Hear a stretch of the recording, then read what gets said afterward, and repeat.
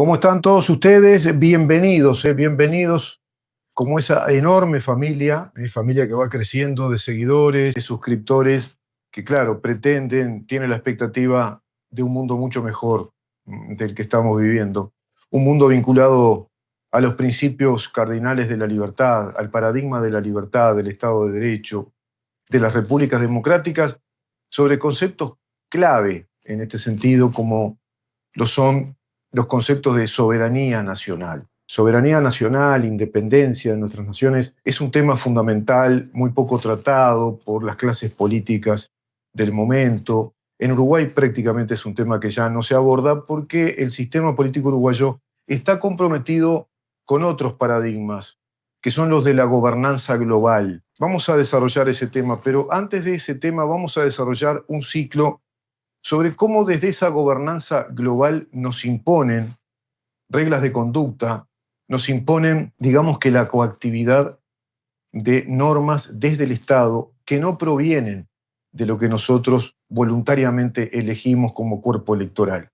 De ahí que esos, digamos, paradigmas de este globalismo agreden directamente y agravian nuestra soberanía nacional. Primer punto, para que la soberanía nacional sea tal, se requiere lo que la Constitución establece en sus primeros artículos, y es que la misma radica en el cuerpo electoral, radica en la nación, y la nación es el cuerpo electoral sufragando, tomando decisiones bajo los mecanismos democráticos del voto universal y secreto, tomando decisiones electorales en materia de autoridades nacionales, en materia de nuestros representantes, como también en materia de gobiernos locales, y así también en lo que hace al mecanismo directo, el legislativo, como lo es el referéndum y el plebiscito. Todo ello comporta el concepto claro de soberanía nacional. Y la soberanía nacional radica en otro principio, punto 2, la representatividad. La representatividad tiene, por un lado, este, digamos, componente que es la delegación de poder que hacemos los ciudadanos cuando desarrollamos el ejercicio activo del poder político en la única oportunidad que tenemos de tener, valga la redundancia, o de, digamos, aplicar el poder activo desde nuestra condición de cuerpo electoral, de electores. Y es cuando elegimos, cuando emitimos opinión. Y esa opinión se rige por un sistema de mayorías y minorías. Las mayorías son representadas en tanto son eso, tanto en el poder legislativo como en el ejecutivo. Cuando una mayoría decide que el país tenga determinado presidente, desde determinada propuesta de gobierno y desde determinada organización política, bueno, debe aceptar entonces, digamos que pacíficamente, la Corte Electoral, la autoridad de nuestro país y así todo nuestro pueblo, que ese es el nuevo gobierno. Ese es uno de los principios, digamos, de la representatividad. Pero la representatividad no se agota en ese mecanismo formal de las mayorías y quienes representan esas mayorías elegidas, sino que la representatividad radica en un concepto mucho más sustantivo y trascendente. La representatividad radica en la voluntad de los gobernantes de encarnar el rol que represente los mandatos constitucionales y los principios constitucionales. En ese sentido, estrictamente radica la representatividad. Porque si no hicieran eso, la representatividad que en su primera fase se cumple, vale decir por la vía formal, electiva, luego se cae, luego tiene una disrupción, se discontinúa, porque nuestros representantes no representan la voluntad del constituyente, que es el argumento mayor desde el punto de vista del derecho constitucional, pero además desde el punto de vista de la teoría del Estado de Derecho, de la teoría constitucional de la soberanía jurídico-política de un Estado nacional. Esto está en profundísima, digamos, profundísima argumentación y profundo debate entre los juristas constitucionalistas, entre los juristas que defienden el modelo de nuestros estados nacionales soberanos, el Estado soberano nacional que proviene de ese orden universal que se fundamenta en aquel Tratado de Westfalia de 1648 y que se va a continuar de ahí hasta nuestras fechas, ya interrumpido en estas últimas décadas por un plan global, internacionalista, supranacional, que tiene características muy particulares, entre ellas el constructivismo y el progresismo, que son de un claro componente ideológico. Hoy se le dice neomarxismo. En verdad, son de un componente, de un viejo componente socialista, progresivista, de aquellas organizaciones masónicas de la Royal Academy que ya profesaban estas ideas por los siglos XVIII, siglo XIX, inclusive antes, finales del siglo XVII. Ese progresivismo es desde el cual nace el concepto de progresismo. Progresismo como un progreso lineal de esas ideas de planificación y de diseño de nuestras sociedades desde un orden de gobernanza global que trasciende la jurisdicción y la soberanía de nuestros estados y nos considera a nosotros como, digamos, ciudadanos subalternos de ese orden global que no nos representa, porque no lo elegimos.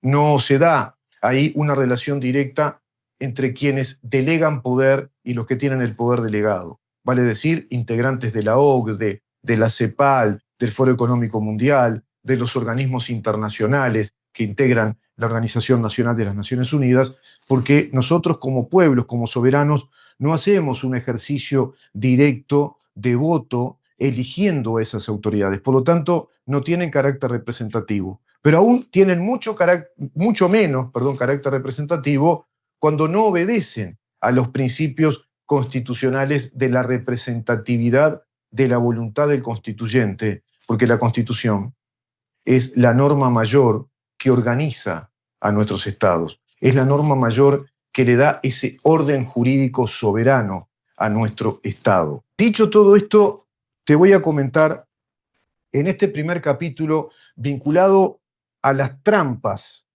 que está planteando este gobierno frente amplista, las trampas que llevan a la quiebra de las empresas. Son trampas ideológicas que se plantean como supuestos, digamos, organigramas técnicos desde el punto de vista de la macro y la microeconomía, todo esto sobrellevado bajo el influjo de una ley presupuestal nacional, la ley del presupuesto nacional, que este gobierno, bueno, ya aprobó con la anuencia de la pseudo-oposición que tiene este país, así le llamo yo, porque no se opone en los temas centrales, en los temas que hacen a la estructura, a lo estructural y a la concepción paradigmática de la soberanía de nuestro Estado de Derecho. Son muy pocos hoy por hoy los gobiernos que no solo apelan, sino que defienden los principios constitucionales desde el garantismo constitucionalista de la unidad nacional como una unidad soberana, con su propia jurisdicción, sin responder a organismos internacionales,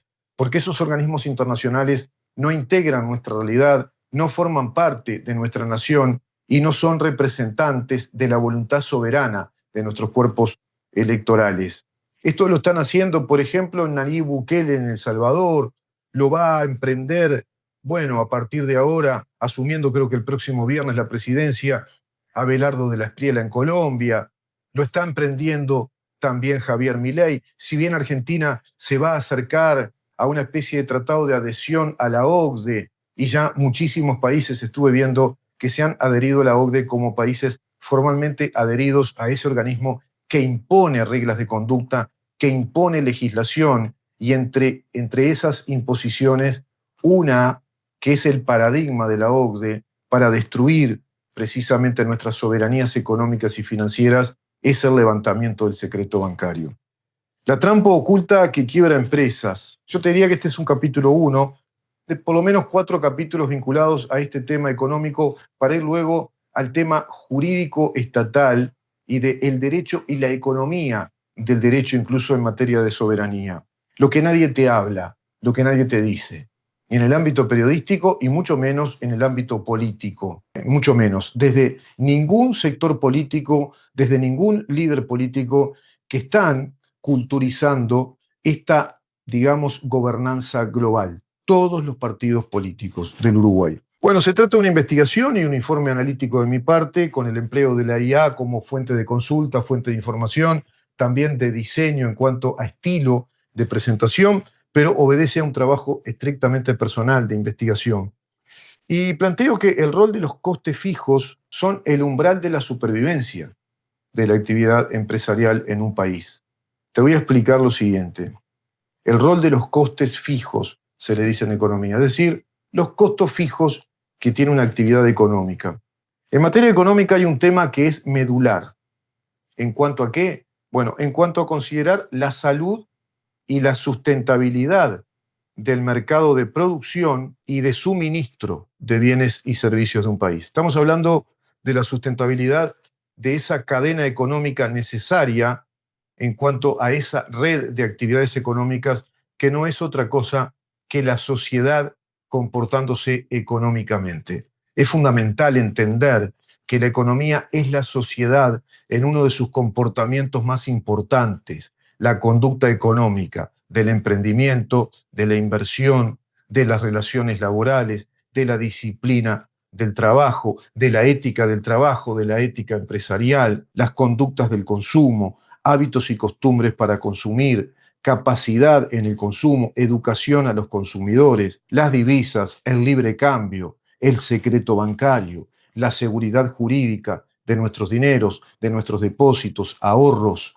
todo eso que hacemos con esfuerzos personales, con esfuerzos propios, por supuesto que integrado todo ello al principio universal, jurídico universal, del derecho de propiedad y la garantía de ese derecho de propiedad que ataca severamente, digamos, la OCDE con sus preceptos de intervención administrativa en cuanto a levantar el secreto bancario, eliminar, digamos, el procedimiento judicial penal para ello e ir a un intervencionismo administrativo y de manera oculta. Bueno, se trata esto de los costos fijos, se trata del cálculo lo más exacto posible sobre términos de balances contables.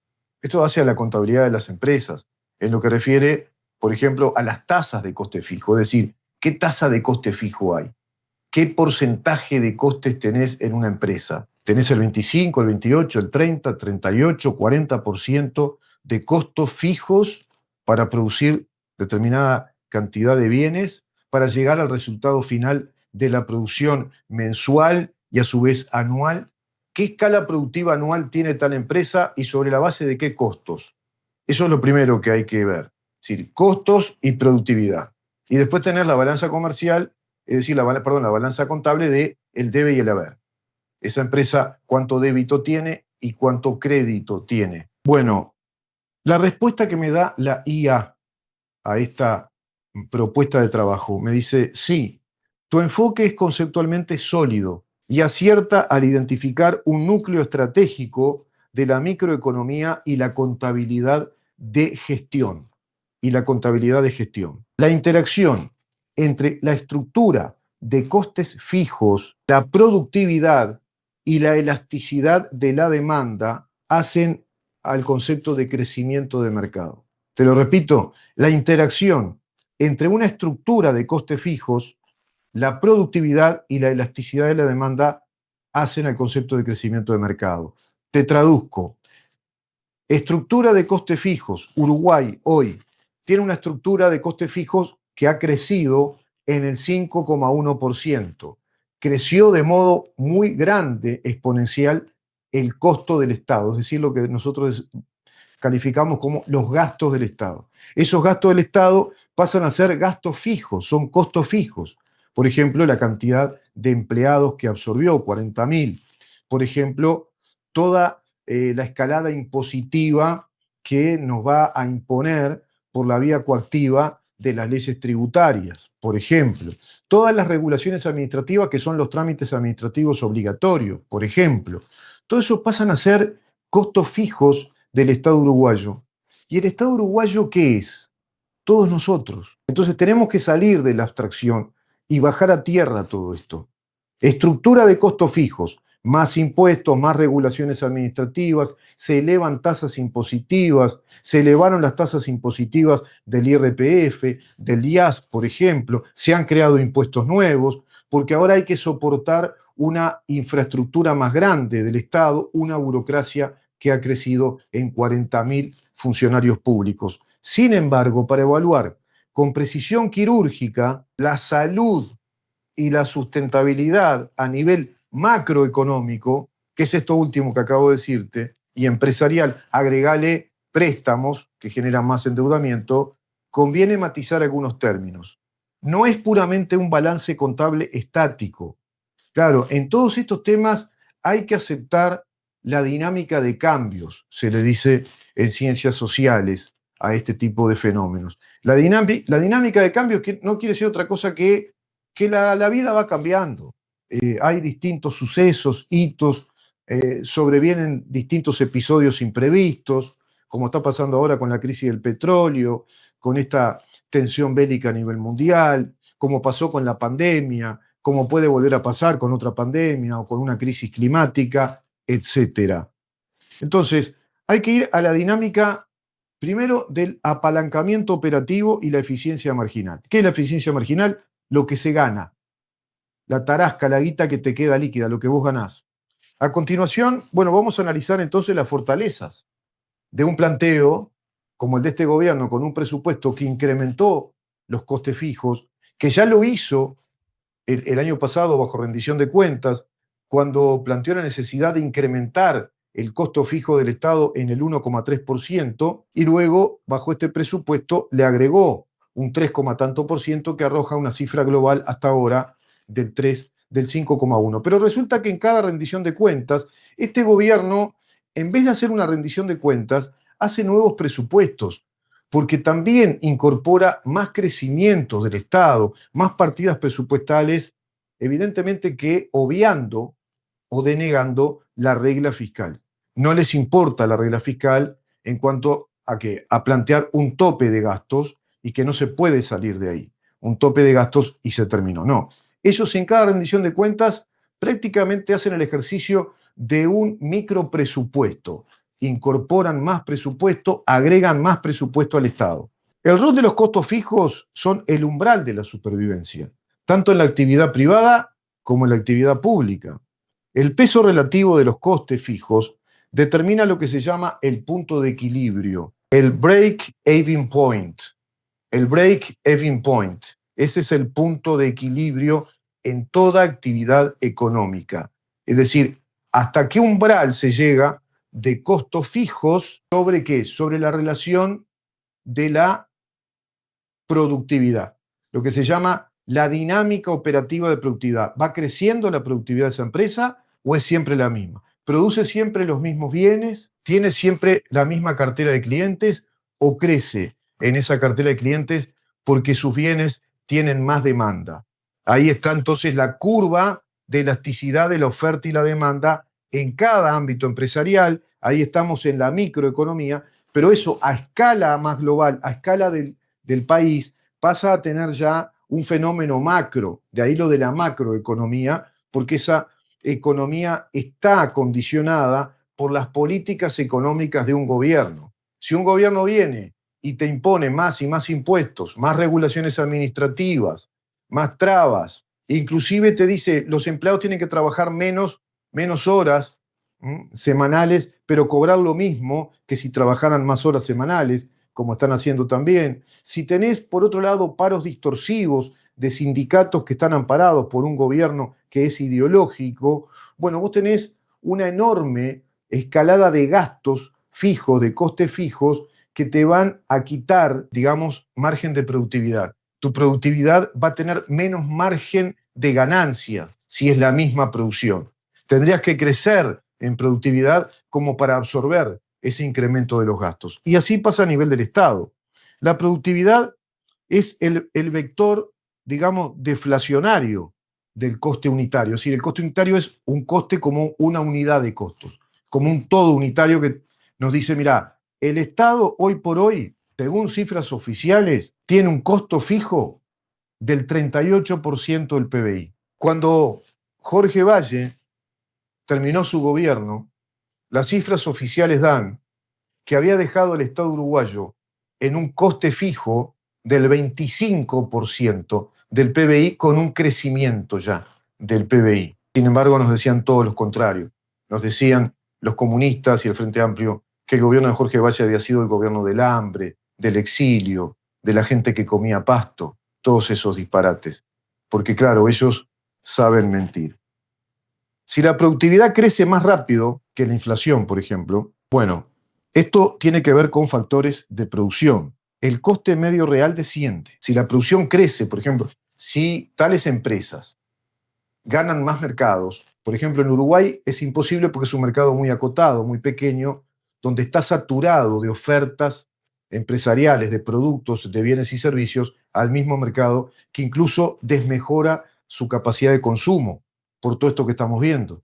Porque era un gobierno que generó un alto coste fijo de Estado, que incrementó en el 5,1% el gasto estatal, que es un gasto fijo que va a seguir creciendo, que a su vez genera incertidumbres porque levanta el secreto bancario, por ende no atrae capitales para invertir. Esa estabilidad institucional que tenía Uruguay, esa seguridad jurídica del secreto bancario a través de un decreto ley, por ejemplo, que se aplicó, bueno, durante muchísimo tiempo y era, digamos, un paradigma incuestionable, bueno, ahora se cuestionó y directamente se levantó. Por lo tanto, ahora estamos bajo el intervencionismo administrativo de la DGI, que va a responder a los reclamos, a las imposiciones de la OCDE, por ejemplo, y de otros organismos administrativos de distintos estados que se adhirieron a esa gobernanza global. Por lo tanto, Uruguay perdió ese valor agregado de ser una plaza financiera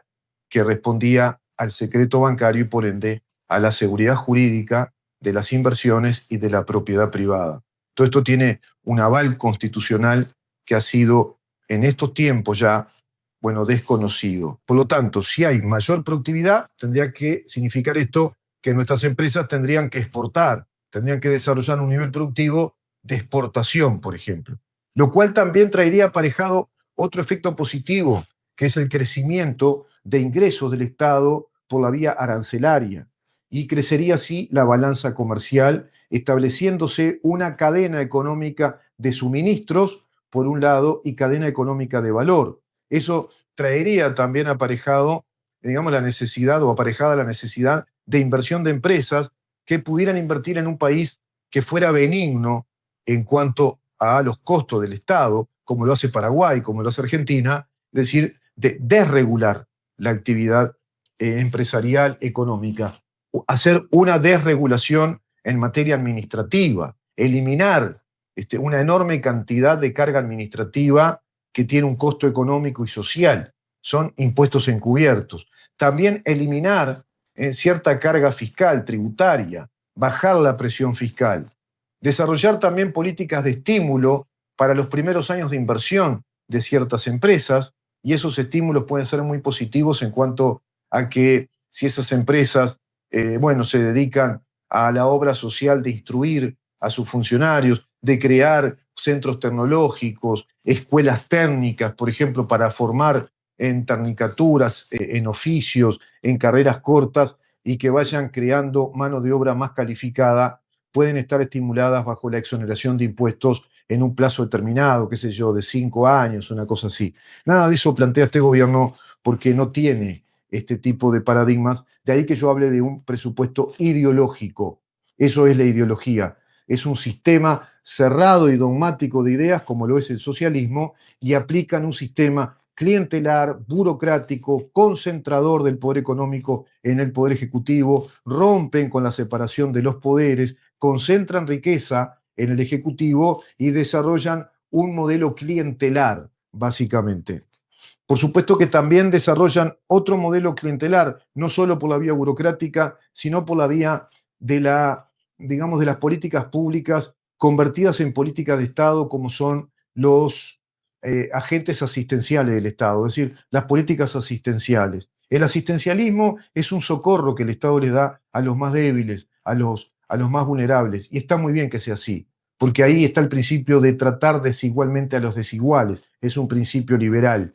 Pero ese principio tiene un límite en el tiempo, tiene un perfil que es coyuntural, que debe ser acotado en el tiempo y se despliegan políticas asistenciales desde los ministerios adecuados para eso. Por ejemplo, el Ministerio de Economía y Finanzas. Por ejemplo, podría ser también desde la Oficina de Planeamiento y Presupuesto.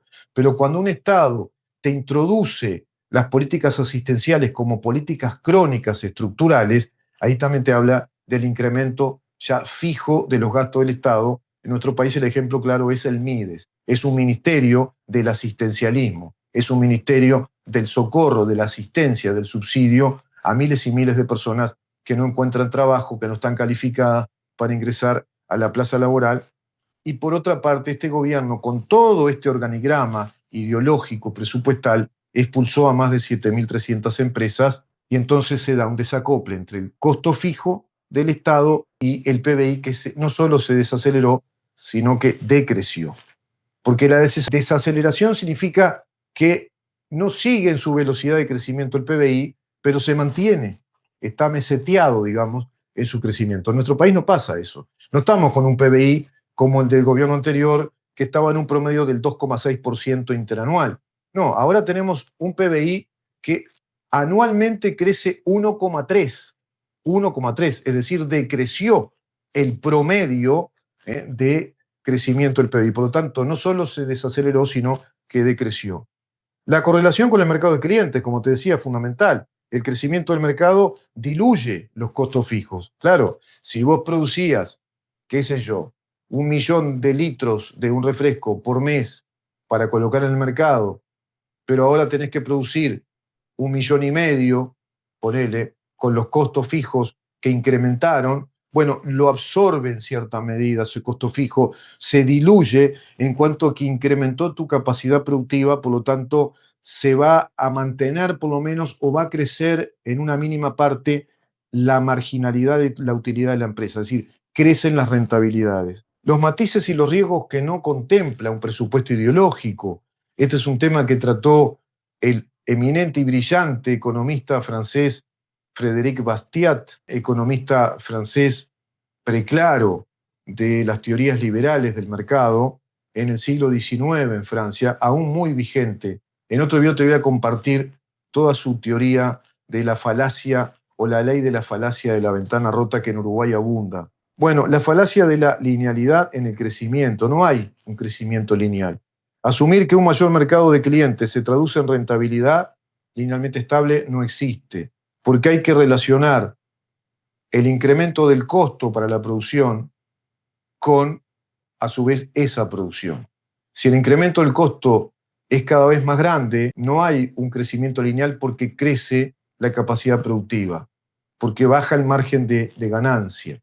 Nuestro Estado es un Estado típicamente creciente en el gasto del Estado. Fíjate que desde el año 1900 a la fecha siempre creció el gasto del Estado y ahora es ya, bueno, es brutal, es criminal realmente. Tenemos una actividad económica privada que está sustentada, según los informes de Ceres, por 900.000 personas, pero ahora ya son menos, porque estamos hablando de 52.000 personas que quedaron en seguro de paro, ahora también otras 120 personas quedan en seguro de paro, hay empresas de Paysandú que dicen que están por reducir personal, también la Fábrica Nacional de Cervezas habla de reducción de personal, por lo tanto, más y más personas en seguro de paro, ya no son 900.000 personas que están bancando al resto del país, es decir, a toda la burocracia del Estado, jubilados, pensionistas, niños, adolescentes.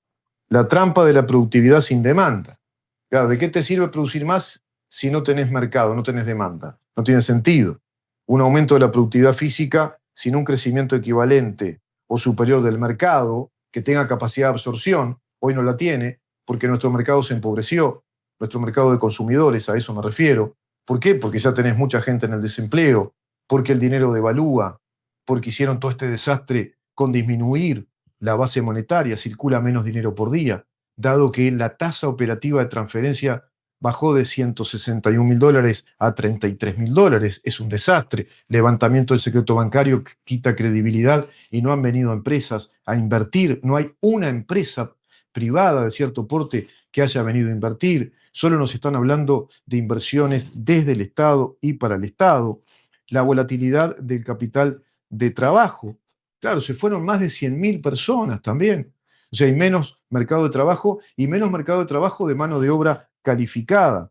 En escenario de crecimiento proyectado, por ejemplo, el capital de trabajo, cuentas por cobrar, inventarios, suele crecer antes que la caja real. Muchas empresas financieramente saludables, en teoría quiebran por problemas de liquidez durante fases de expansión muy rápida. Tampoco pueden expandirse de modo exorbitante, de modo muy rápido, porque ahí requieren un incremento de gastos que seguro no lo contempla, no lo tiene su capital formado, esa formación de capital. Entonces ahí deben acudir al crédito. ¿Y a qué crédito van a acudir en un mercado que no tiene demanda, donde la capacidad de consumo desmejoró, donde la base monetaria también cayó, donde se agrede al patrón de intercambio mundial como es el dólar y se pretende estimular el ahorro, la inversión en pesos uruguayos? Todos estos disparates conspiran, evidentemente, con una economía en desarrollo, sino que está sucediendo todo lo contrario.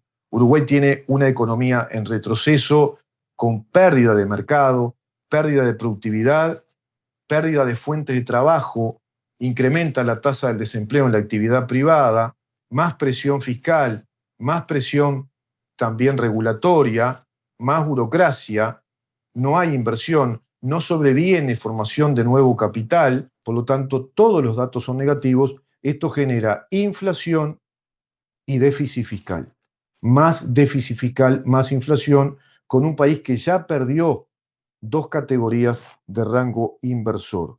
Vamos a ir a otro capítulo que es el marco analítico recomendado para la sustentabilidad económica. Vamos a ir a otro video para tratar este otro punto que es complementario de todo esto que acabo de decirte. Unite a miembros del canal para apoyar el proyecto de Libertas Uruguay, de lunes a viernes por CX30, 11:30 AM, de 11 de la mañana a 1 de la tarde. ¿En dónde estamos?